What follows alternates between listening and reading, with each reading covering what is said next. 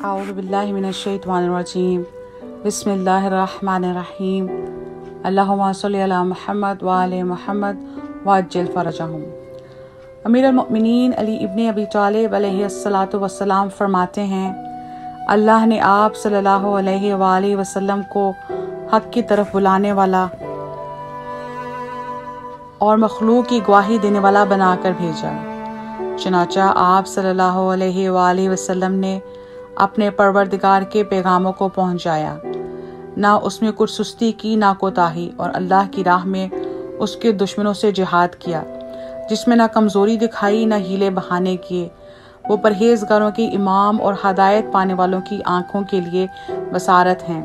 اسی خطبہ کا ایک جز یہ ہے، جو چیزیں تم سے پردہ غیب میں لپیٹ دی گئی ہیں، اگر تم بھی انہیں جان لیتے جس طرح میں جانتا ہوں، تو بلا شبہ تم اپنی بدعمالیوں پر روتے ہوئے اور اپنے نفسوں کا ماتم کرتے ہوئے اور اپنے مال و متاع کو بغیر کسی نگہبان اور بغیر کسی نگہداشت کرنے والے کے یوں ہی چھوڑ چھاڑ کر کھلے میدانوں میں نکل پڑتے، اور ہر شخص کو اپنے ہی نفس کی پڑی ہوتی، کسی اور کی طرف متوجہ ہی نہ ہوتا، بلکہ جو تمہیں یاد دلایا گیا تھا اسے تم بھول گئے، اور جن چیزوں سے تمہیں ڈرایا گیا تھا اس سے تم نڈر ہو گئے۔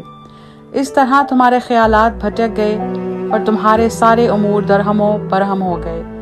میں یہ چاہتا ہوں کہ اللہ میرے اور تمہارے درمیان جدائی ڈال دے اور مجھے ان لوگوں سے ملا دے جو تم سے زیادہ میرے حقدار ہیں۔ خدا کی قسم، وہ ایسے لوگ ہیں جن کے خیالات مبارک اور سرکشی و بغاوت کو چھوڑنے والے تھے، اور وہ قدم آگے بڑھا کر اللہ کی راہ پر ہو لیے اور سیدھی راہ پر بے کھٹکے دوڑے چلے گئے۔ چنانچہ انہوں نے ہمیشہ رہنے والی آخرت اور عمدہ و پاکیزہ نعمتوں کو پا لیا۔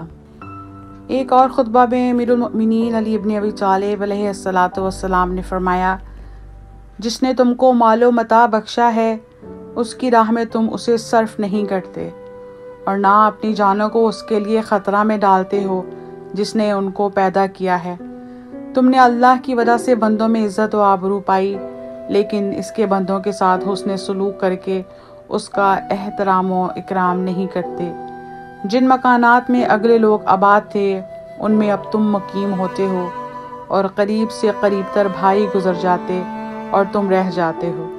اس سے عبرت حاصل کرو۔ ایک اور خطبہ میں ارشاد فرمایا، تم حق کے قائم کرنے میں میرے ناصر و مددگار رہو، اور دین میں ایک دوسرے کے بھائی بھائی ہو، اور سختیوں میں میری سپر ہو، اور تمام لوگوں کو چھوڑ کر تم ہی میرے رازدار ہو۔ تمہاری مدد سے روگردانی کرنے والے پر میں تلوار چلاتا ہوں، اور پیش قدمی کرنے والے کی اطاعت کی توقع رکھتا ہوں۔ ایسی خیر خواہی کے ساتھ میری مدد کرو کہ جس میں دھوکہ فریب ذرا نہ ہو، اور شک و بدگمانی کا شائبہ تک نہ ہو، اس لیے کہ میں ہی لوگوں کی امامت کے لیے سب سے زیادہ اولیٰ و مقدم ہوں۔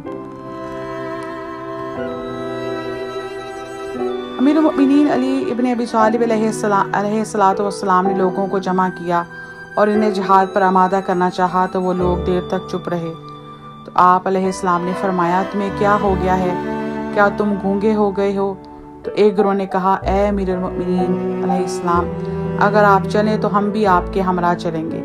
جس پر حضرت نے فرمایا، تمہیں کیا ہو گیا ہے؟ تمہیں ہدایت کی توفیق نہ ہو اور نہ سیدھی راہ دیکھنا نصیب ہو؟ کیا ایسے حالات میں میں ہی نکلوں؟